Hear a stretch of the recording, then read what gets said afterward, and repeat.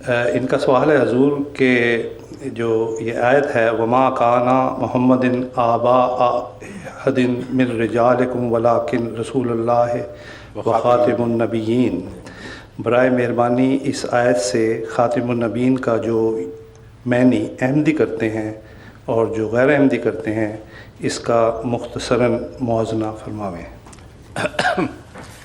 مختصر کی شرط مشکل ہے، باقی باتیں آسان ہیں، کیونکہ اگر آپ نے بات سمجھنی ہو تو ضروری ہے کہ اس کے سب پہلوؤں پر روشنی ڈالی جائے۔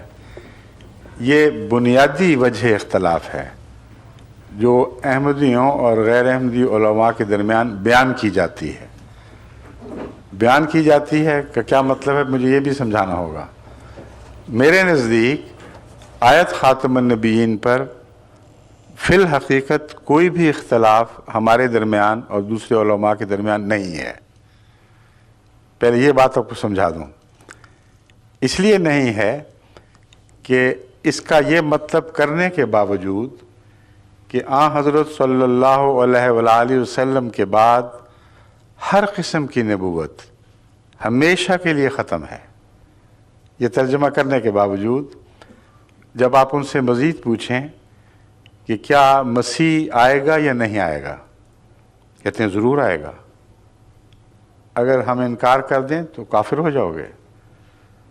وہ نبی اللہ ہوگا یا اس کی نبوت آسمان پر ہی رہ جائے گی؟ وہ کہیں گے بلا استثناء، ہر مولوی شیعہ ہو یا سنی یہ کہے گا کہ لازماً وہ نبی اللہ ہوگا۔ جو اس کی نبوت کا انکار کرے گا وہ دائرہ اسلام سے خارج ہوا۔ ٹھیک ہے نا یہ بات؟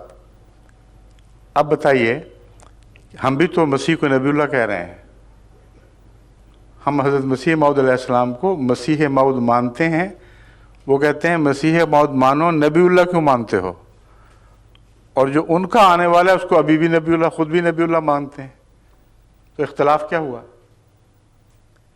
آیت خاتم النبیین کے ہوتے ہوئے بھی یہ تمام علماء بغیر استثناء کے اس مسیح کو جو ان کے نزدیک ابھی نہیں آیا لیکن کل پرسوں کبھی تو آئے گا، وہ کہتے ہیں جب آئے گا وہ ضرور نبی اللہ ہوگا۔ پھر ہم پوچھتے ہیں اختلاف کیا ہے؟ وہ کہتے ہیں اختلاف پھر اتنا بنا کہ ہمارا عقیدہ یہ ہے کہ حضرت صلی اللہ علیہ وآلہ وسلم کے بعد کسی امتی کو نبی کا لقب عطا نہیں ہو سکتا، نبی نیا نہیں بن سکتا۔ وہ کہتے ہیں اس لیے پرانا نبی آئے گا۔ اب اس بات میں کوئی ادنا سا بھی غور کرے تو ایک حیرت انگیز تضاد معلوم ہوتا ہے اور ایک بے عقلی کی بات معلوم ہوتی ہے۔ اگر نبی آنے بند ہو گئے ہیں تو کیوں بند ہوئے؟ ایک ہی وجہ ہے، وجہ فضیلت اگر اس کو کہا جا سکتا ہے، کہ ایسا نبی آیا جس کے بعد ہمیشہ کے لیے نبوت کی ضرورت ختم ہو گئی۔ اگر وہ یہ مانیں تو ان کے اور ہمارے درمیان پھر اختلاف ہوگا، مگر ضرورت کے وہ بھی قائل ہیں، ہم بھی قائل ہیں۔ ہم بھی کہتے ہیں نبوت کی ضرورت رہے گی اور یقیناً آپ بھی یہی مان رہے ہیں کہ ضرورت ہوگی۔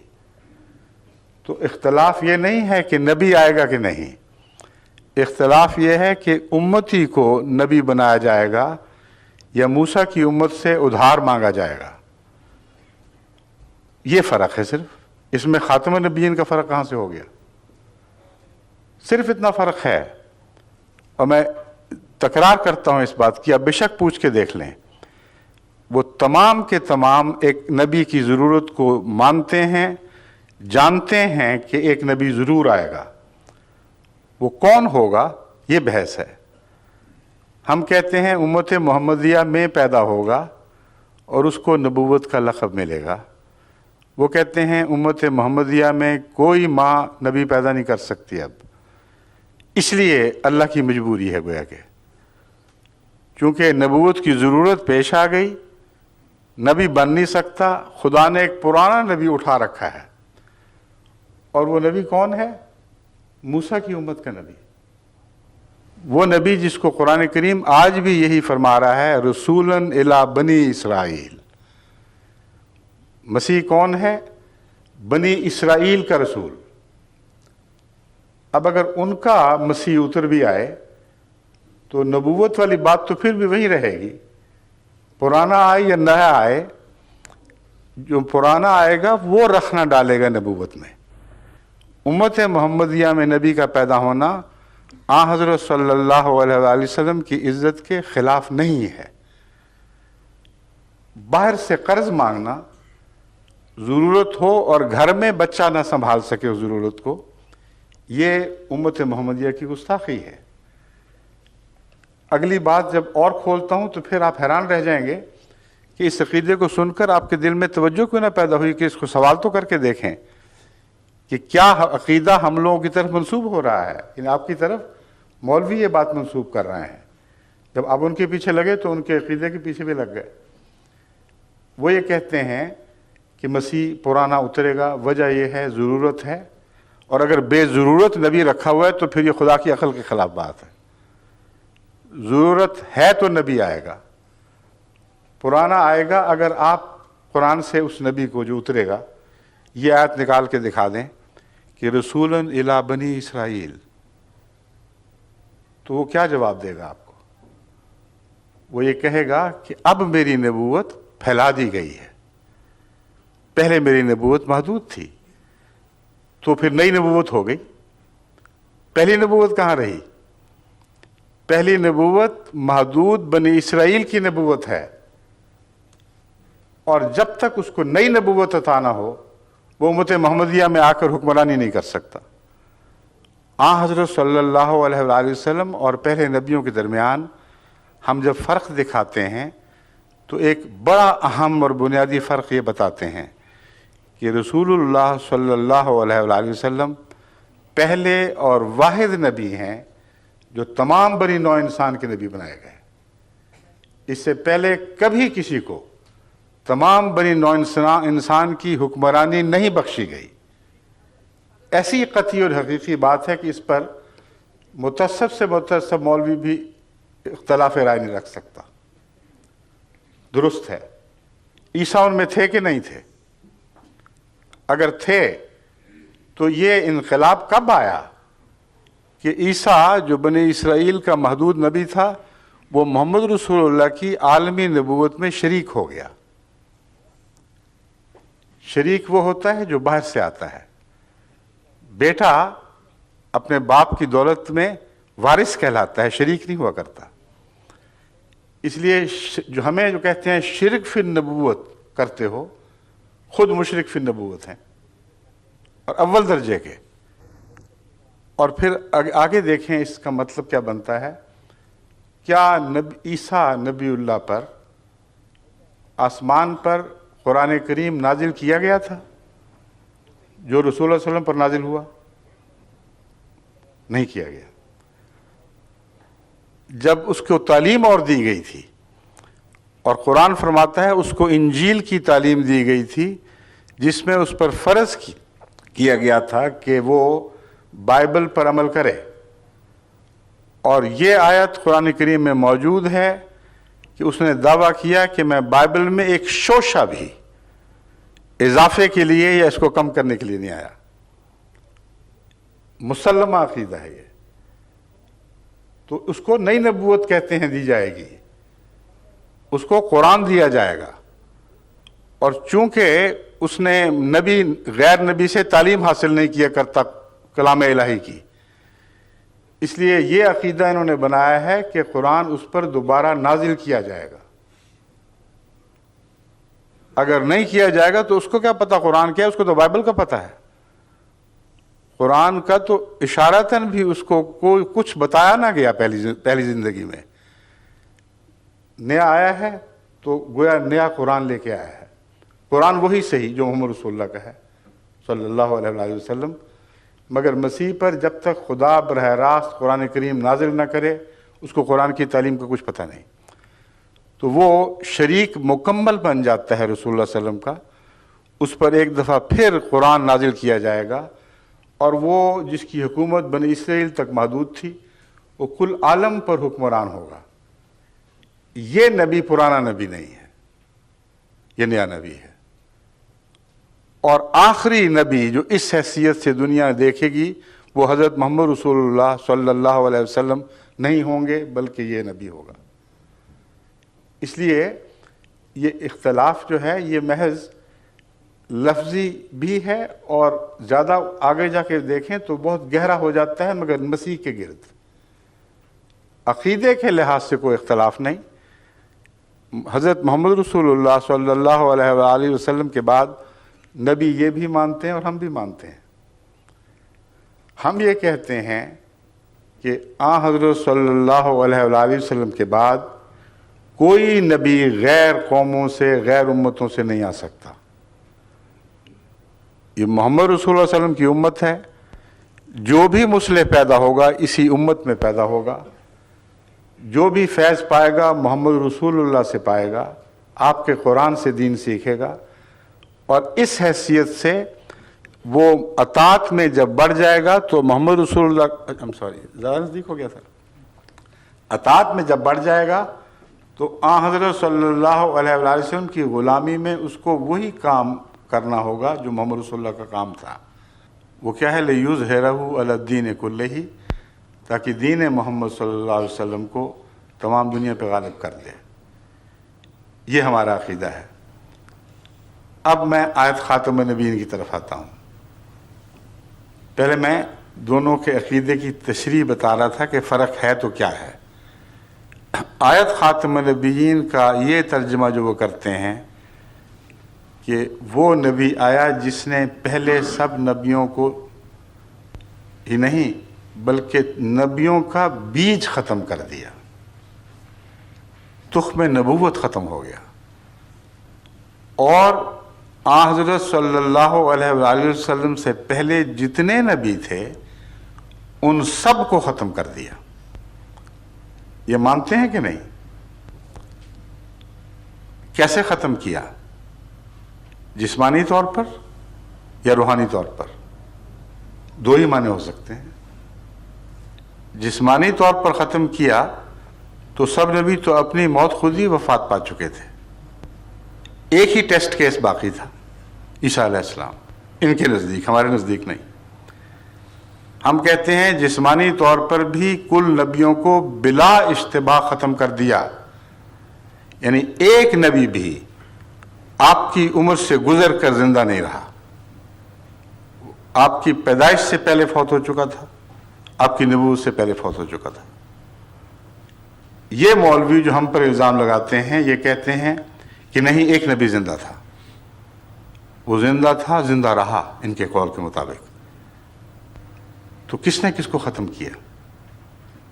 وہ نبی جو رسول اکرم صلی اللہ علیہ وآلہ وسلم سے 570 سال پہلے ان کے بیان کے مطابق پیدا ہوا، اور 570 سال کی عمر میں وہ آسمان پر بیٹھا ہوا دیکھ رہا تھا، اور اس کے سامنے ایک بچہ پیدا ہوتا ہے، اس کے سامنے جوان ہوتا ہے، اپنی نبوت کا دور ختم کر کے گزر جاتا ہے۔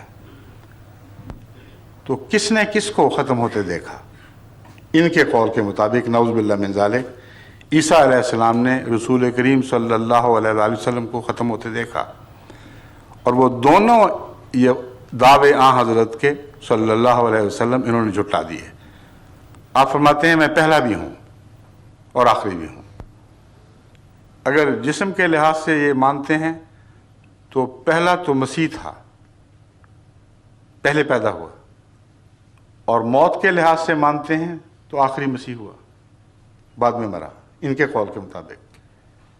تو ختم نبوت کا تو انہوں نے کچھ بھی باقی نہ رہنے دیا۔ اگلا قدم فیض کا۔ سب نبیوں کے فیض قرآن کریم کے نزول سے پہلے ہی ختم ہو چکے تھے۔ کل انبیاء اپنے فیض کا دور ختم کر کے اپنی صفیں لپیٹ کے جا چکے تھے، ایک مسیح ہی باقی تھا نا۔ یہ کہتے ہیں اس کا فیض نہ صرف یہ کہ رسول اللہ صلی اللہ علیہ وسلم ختم نہیں کر سکے، بلکہ براہ راست اس نے خدا سے وہ فیض پایا جو پہلی زندگی میں اس کو حاصل نہیں تھا، فیض میں بڑھ گیا، اور رسول اکرم صلی اللہ علیہ وآلہ وسلم کے وصال کے بعد آپ کی امت کو زندہ کرنے میں بنیادی کردار مسیح ادا کرے گا. گویا کہ رسول اللہ صلی اللہ علیہ وسلم کی امت تو مر رہی تھی، اس میں سانس لینے کی طاقت نہیں رہی تھی. زندہ کیا تو موسوی امت کے مسیح نے.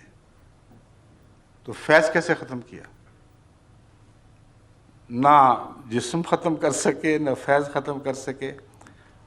اور دعویٰ یہ ہے کہ ہم ختم نبوت کے قائل ہیں. غلط کہتے ہیں.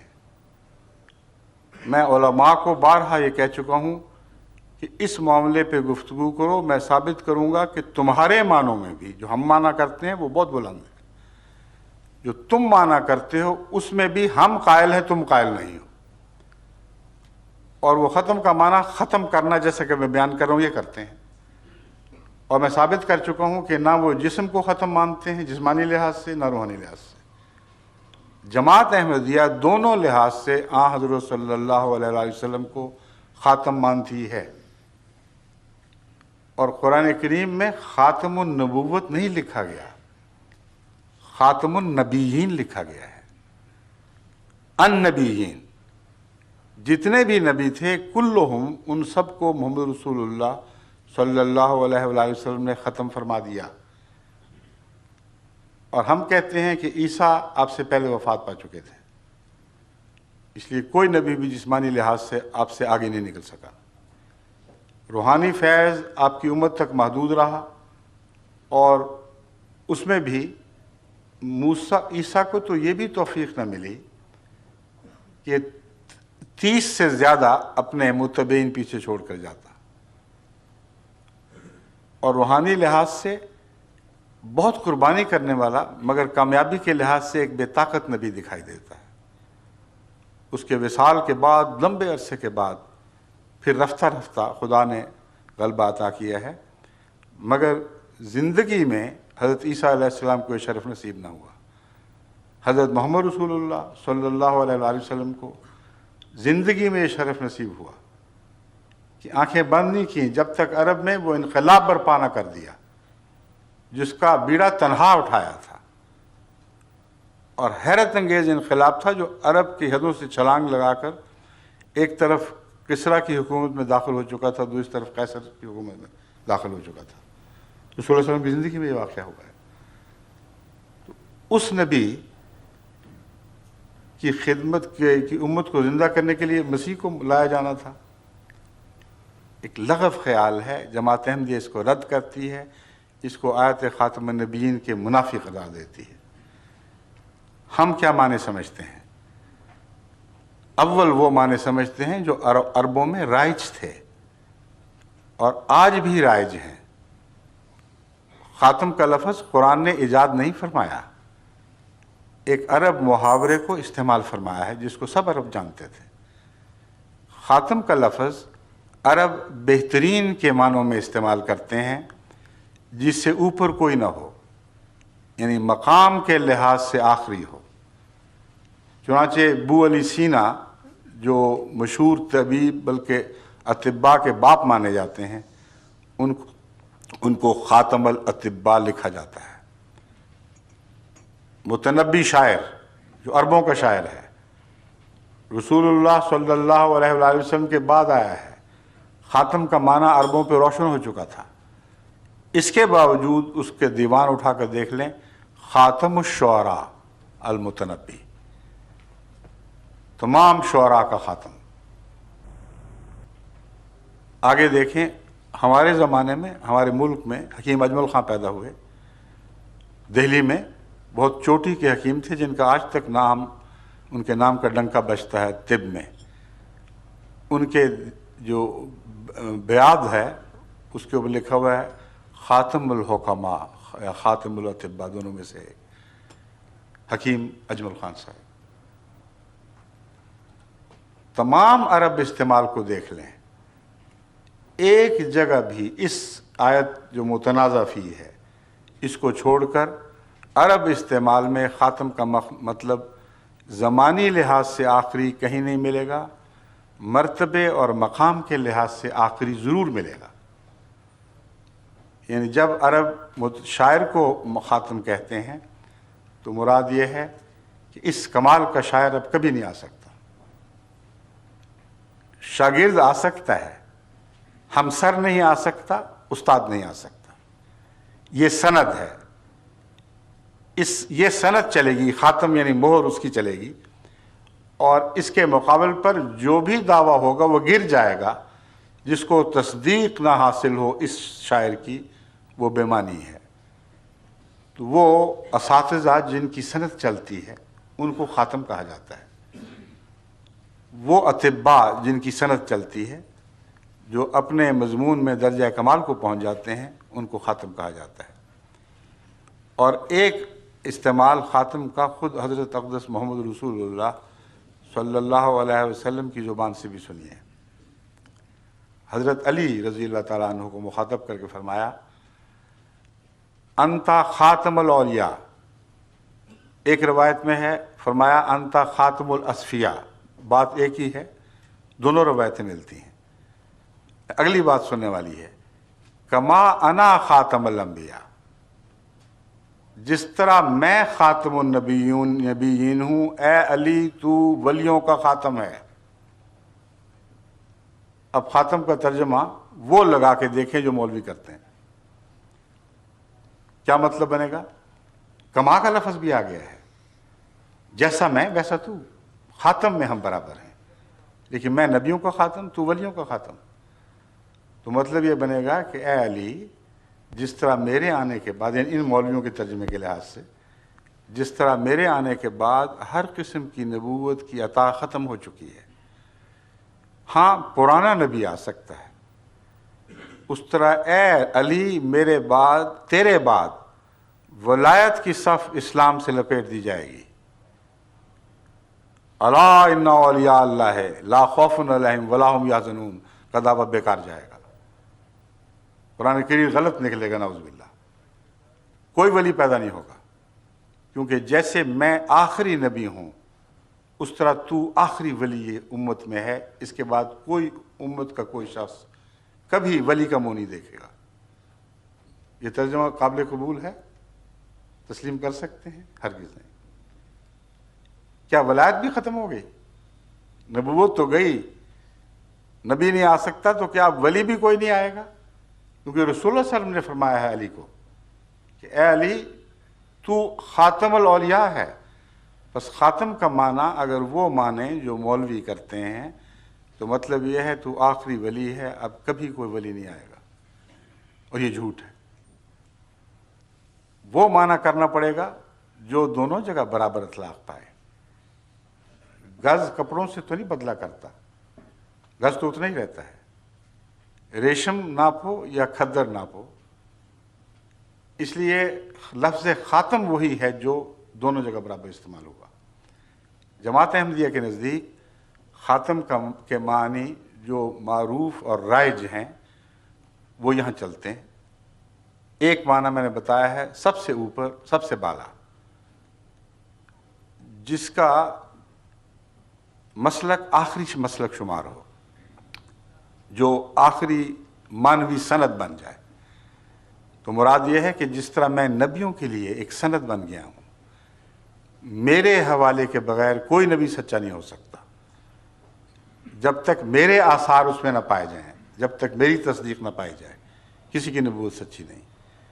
इस तरह वलायत में जो तेरा मुखालिफ होगा, जिसमें तुझसे मुखालिफ आसार वलायत होंगे और वो कहेगा मैं वली हूँ, वो झूठ बोलता है। इस नुक्ते को समझकर तमाम झूठे सूफिया का पोल खुल जाता है। वो जो हज़रत अली के पैराव होकर मुल्तान में नाचते फिरते हैं और चिमटे बजाते हैं और अली का नारा बुलंद करते हैं, वो हज़रत अली रज़ी अल्लाह ताला अन्हु की सुन्नत के मुखालिफ चलकर साबित कर देते हैं कि वो वली नहीं है, क्योंकि हज़रत मोहम्मद रसूलुल्लाह सल्लल्लाहु अलैहि वसल्लम ने हज़रत अली को ख़ातमुल औलिया करार दे दिया। बस अगर हिकमत से बात समझें तो बड़े फ़वाइद हाथ आते हैं। अगर बेहिकमत की बात करके तासुब के पीछे चलें तो सारा फैज़ हाथ से जाता रहता है। अब आगे चलते हैं। लफ्ज़ ख़ातम के और क्या माने हैं? अंगूठी जिसके ऊपर कुछ लिखा हो, कहीं लगाएं तो वो मोहर तस्दीक बन जाती है। یہ بہت ہی عظیم الشان دعویٰ ہے جس کی نظیر دنیا میں کسی نبی میں نہیں ملتی۔ حضرت صلی اللہ علیہ وآلہ وسلم کو تمام انبیاء کا مصدق قرار دیا گیا ہے۔ مانوی لحاظ سے پہلے بتا چکا ہوں، اب ظاہری معنوں سے بھی مصدق قرار دیا گیا۔ آپ کی مہر تصدیق ہو تو نبی ہے، ورنہ نہیں ہے۔ اور میں بارہا مذاہب کو چیلنج دے چکا ہوں، آج تک کسی ایک نے بھی اس کے جواب میں کچھ پیش نہیں کیا۔ وہ یہ ہے کہ ایک نبی مجھے دکھاؤ کل عالم میں جس نے کل عالم کے نبیوں کی تصدیق کی ہو۔ محمد رسول اللہ صلی اللہ علیہ وآلہ وسلم کے سوا ایک بھی نہیں ہے۔ حضرت اکیلے نبی ہیں جنہوں نے کہا کہ مجھے مانو تو یہ کافی نہیں ہے، میں بھی تصدیق کرتا ہوں کہ اللہ تعالیٰ نے تمام جہانوں میں ہر زمانے میں نبی بھیجے ہیں۔ تم بھی تصدیق کرو کہ اللہ تعالیٰ نے تمام زبانوں میں ہر مقام، ہر مرتبہ، ہر بستی میں نبی بھیجے ہیں۔ یہ مانو گے تو میرا ایمان قبول ہوگا، ورنہ میرا ایمان بھی رد ہے، یعنی مجھ پر ایمان لانا بھی رد ہے۔ آمن الرسول بما انزل الیہ من ربہ والمؤمنون کل آمن باللہ وملائکتہ وکتبہ ورسلہ لا نفرق بین احد من رسلہ۔ یہ دیکھو محمد رسول اللہ اس شان کے نبی ہیں کہ وہ ایمان لے آئے ہیں اللہ پر اور ملائکہ پر اور کتب پر اور تمام انبیاء پر، اور آپ کے ماننے والے بھی سب کے سب مجبور ہو گئے ہیں کہ وہ ان سب باتوں پر ایمان لائیں، اور دعویٰ یہ کرتے ہیں لا نفرق بین احد من رسلہ، ہم خدا کے بھیجے ہوئے میں سے کسی میں کوئی تفریق نہیں کرتے، جو اس کی طرف سے آیا اس کے سامنے تسلیم خام، اس کو ماننا پڑے گا۔ یہ ہے خاتم النبیین۔ اگر کوئی اور ہے تو نکال کے دکھاؤ۔ مانا وہ جو کل عالم پہ اسلام کی فتح کو ثابت کر دے، اس کی برتری کو ثابت کر دے، کوئی مذہب سامنے سر نہ اٹھا سکے۔ ورنہ یہ دعویٰ کہ بعد میں کوئی نبی نہیں ہوگا، اس کی کیا دلیل ہے؟ کس نے سارا زمانہ دیکھا ہے؟ کوئی بھی نہیں مانے گا، نہ مانتا ہے۔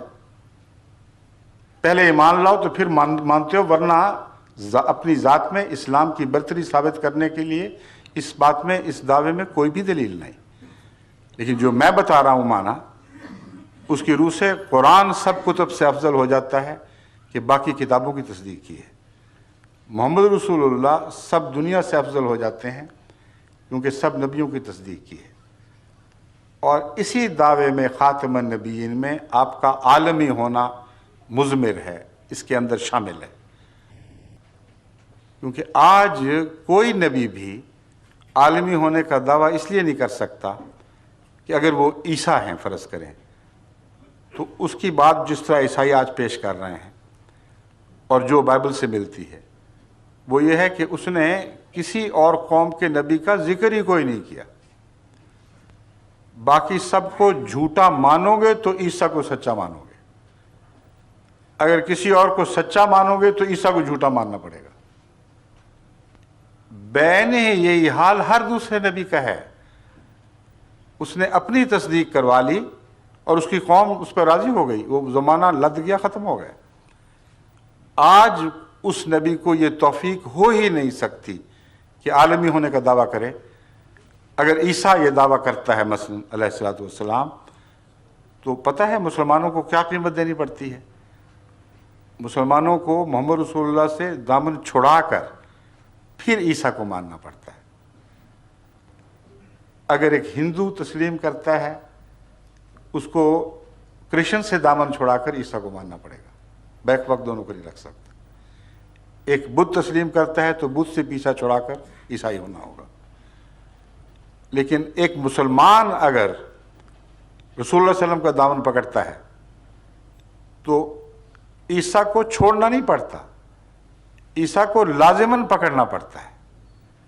بدھ کو بھی سچا ماننا پڑتا ہے، کرسچن کو بھی سچا ماننا پڑتا ہے، زرتشت کو بھی سچا ماننا پڑتا ہے۔ یہ عالمی مذہب ہے، تمام قوموں کو ایک ہاتھ پر اکٹھا کرنے والا۔ تو خاتم النبیین کی آیت تو عظیم الشان آیت ہے، اتنے بطن ہیں، اتنے اس میں روحانی مطالب اکٹھے ہو گئے ہیں کہ اگر آپ عقل سے اور دل کی گہرائی سے غور کریں تو اس شان کی آیت دنیا میں کبھی کسی نبی کو عطا نہیں ہوئی.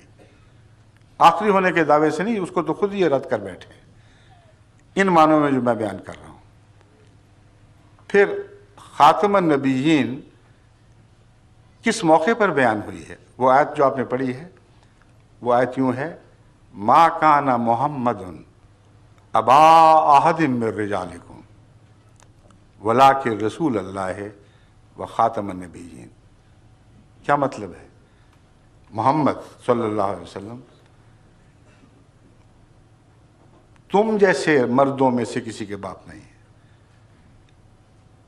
عام طور پہ ترجمہ لوگ کر دیتے ہیں مردوں میں سے باپ نہیں ہے. میں یہ نہیں مانتا، اس لیے کہ رجال کم کا مطلب ہے تمہارے مردوں کے. عام طور پر جس قسم کے مرد تم پائے جاتے ہو ان کا باپ ہونا تو قابل فخر ہے ہی کوئی نہیں. تم الزام لگاتے ہو کہ اس کا بیٹا نہیں ہے، اس لیے یہ ادنا ہے. قرآن کہتا ہے کہ جس قسم کے تم لوگ ہو تمہارا باپ ہونا قابل فخر نہیں ہے بلکہ قابل شرف بات ہے. کوئی عزت نہیں ہے اس میں. کن کا باپ ہے؟ یہ رسولوں کا باپ ہے. خاتم کا مطلب باپ بھی ہے. ان معنوں میں بھی ہم لفظ خاتم پر کامل یقین رکھتے ہیں. اور اس میں گہری حکمت ہے. الولد سر لابیہ، یہ محاورہ ہے عربی کا کہ بیٹا اپنے باپ کا راز رکھتا ہے اپنے اندر. اس زمانے میں تو جینز ایجاد نہیں ہوئی تھی. جو صلی اللہ علیہ وسلم کے زمانے میں جب خاتم النبیین کی آیت نازل ہوئی ہے تو یہ دعویٰ بظاہر کسی سائنٹیفک فیکٹ پہ مبنی نہیں تھا، مگر آج زمانے نے کھول دیا ہے کہ بیٹا باپ کی صفات سے پہچانا جاتا ہے. اگر محمد رسول اللہ کا بیٹا نہیں ہے کوئی رسول تو رسول نہیں ہے، کیونکہ سب نبیوں کا باپ آپ کو قرار دے دیا گیا ہے. بس خاتم ان معنوں میں کہ اس کی تصویر آپ کو نبیوں میں دکھائی دے گی. ہر سچے نبی میں تم محمد رسول اللہ کا عکس دیکھو گے. اگر نہیں دیکھو گے تو وہ جھوٹا ہے. کتنا عظیم الشان معنی ہے خاتم النبیین کا. یہ معنی کرنا کہ خاتم النبیین نے دوسرے سب نبیوں کا فیض ختم کر کے اپنا فیض بھی بند کر دیا، سب سے بڑی جہالت ہے. ایسی جہالت ہے جس کو قرآن کھلے بندوں جھٹلا رہا ہے. اب یہ بات تو سمجھ آ گئی کہ پہلوں کا فیض جسمانی لحاظ سے بھی ختم کیا، روحانی لحاظ سے بھی ختم کیا، اور حضرت صلی اللہ علیہ وآلہ وسلم ایک عالمی نبی بنے. آپ کی ختم سے نبی پہچانے جائیں گے. آپ کی تصدیق سے پتہ لگے گا کہ کون نبی ہے جس کی ادائیں آپ سے ملتی ہیں وہی سچا ہے. جس کی ادائیں مخالفانہ ہیں وہ سچا ہو ہی نہیں سکتا، کیونکہ سب نبیوں کے باپ ہیں آپ. اب اگلا سوال یہ ہے کہ آپ کا کوئی اپنا روحانی بیٹا بھی ہوگا کہ نہیں، یا وہ بھی ختم کر دیا؟ سب کے فیض ختم کیے، اپنا بھی ختم کر بیٹھے تو ہاتھ کیا آیا دنیا کو؟ اس سے تو پرانے ادنا ہی کافی تھے جن کا فیض جاری رہتا. قرآن کریم فرما رہا ہے کہ حضرت صلی اللہ علیہ وآلہ وسلم سب نبیوں کا فیض ختم کر کے اپنا وہ فیض جاری فرما چکے ہیں جس میں کسی انعام کی کمی نہیں ہے.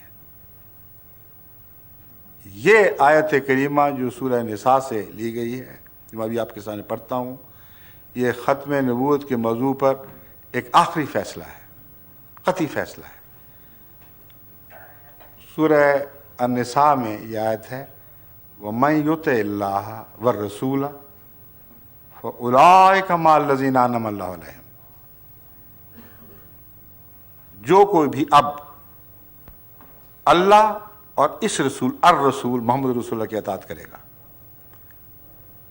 کیا ہوگا؟ اس کو سزا ملے گی، انعام ملیں گے. پہلے نبیوں کی اطاعت کے مقابلے پر کم انعام ملیں گے، یا کم سے کم وہ تو ملیں جو پہلے نبیوں کی اطاعت سے ملتے رہے مگر شان میں ان سے بڑھ کر. یہی دعویٰ یہ آیت کریمہ کر رہی ہے. وَمَن يُطِعِ اللَّهَ وَالرَّسُولَ، جو کوئی بھی اللہ کی اطاعت کرے گا اور اس رسول محمد رسول اللہ صلی اللہ علیہ وآلہ وسلم کی اطاعت کرے گا، فَأُولَٰئِکَ مَعَ الَّذِينَ أَنْعَمَ اللَّهُ عَلَيْهِمْ، اب صرف یہی لوگ ہیں جن کو اللہ انعام عطا کرے گا، باقی سب کی چھٹی ہو گئی۔ خاتم کا مطلب غیروں کے چشمے بند، اپنا جاری۔ اب فیض لینا ہے تو اس کے پیچھے لگو۔ اور ساتھ فرمایا وہ کون لوگ ہیں جن کو انعام ملے گا، لسٹ بیان فرمائیے۔ من النبیین، یہ قرآن کے الفاظ ہیں، نبیوں میں سے ہوں گے یہ لوگ، والصدیقین، اور صدیقوں میں سے ہوں گے، والشہداء، اور شہیدوں میں سے ہوں گے، والصالحین، اور صالحین میں سے ہوں گے، وحسن اولئک رفیقا، اور یہ ساتھ جو محمد رسول اللہ کی غلامی سے ملے گا یہ سب سے اچھا ساتھ ہے، اس سے اچھا کوئی ساتھ نہیں۔ تو انعام کی لسٹ تو وہی ہے، مگر حسن اولئک رفیقا نے مرتبہ اونچا بیان کر دیا۔ اب تم پرانی امتوں میں کہاں رفیق ڈھونڈتے پھرتے ہو، حسن اولئک رفیقا، اب رفاقت ڈھونڈنی ہے تو محمد رسول اللہ کی امت میں آپ کے غلاموں میں پیدا ہونے والے نبیوں، صدیقوں، شہیدوں، صالحین کی رفاقت ڈھونڈو، اس سے بہتر رفاقت نہیں مل سکتی۔ اتنی واضح کھلی ہوئی آیت کے بعد آیت خاتم النبیین کا یہ ترجمہ کرنا کہ آپ نے سب نبیوں کو ختم کیا سوائے عیسیٰ علیہ السلام کے، اور سب کا فیض ختم کر دیا، ساتھ اپنا بھی ختم کر دیا۔ اب اس امت میں کوئی نبی آپ کی غلامی میں بھی پیدا نہیں ہو سکتا۔ قرآن کا دعویٰ کیا ہے؟ غلامی میں پیدا ضرور ہو سکتا ہے مگر صرف نبی نہیں، ہر مرتبہ شان، ہر مرتبہ انعام اب محمد رسول اللہ کی غلامی سے وابستہ ہو چکا ہے۔ صرف نبوت بند نہیں ہوئی،